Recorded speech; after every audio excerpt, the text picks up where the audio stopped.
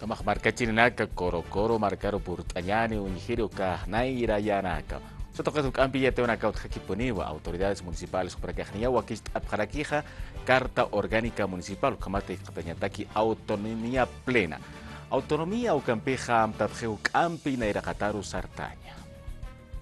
Corocoro municipio marcaja wakist asisquiwa autonomía plena y katañataki a camarana. O kataquija ni ayata carta orgánica camache kallakata takpacha marcacherinakan amuit awipampi. Hichaja suit abjewa tribunal constitucional y ausañapa. Ukamata referéndum hiskawiro apañataki sasauya tiawayi consejo municipal pequinchiri.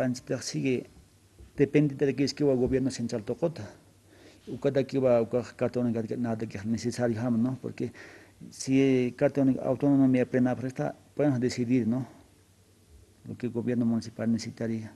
Autonomía utaya empeja Corocoro municipio marcaja amtiwa chamanchaña y apuchawi, jayo absuña, estuco luraña, ucamaraki mayiña gilajatañapa regalías minería toqueta, ucamata ucampe colque utjañapataki nairaru sarteña taki Corocoro municipio, sasao amuitawayi alcalde Agustín Pío Quispe Mamani. Con productivo, ¿no? Nada que conate acá municipio no está de acuerdo a eso. Y como te rescatañera que no, que recursos naturales o con la caja carrias quieras con ni casi regalía o cosa gilpacha que quieras hacer aquí porque han sido 15% combi que WhatsApp también con algún alcanza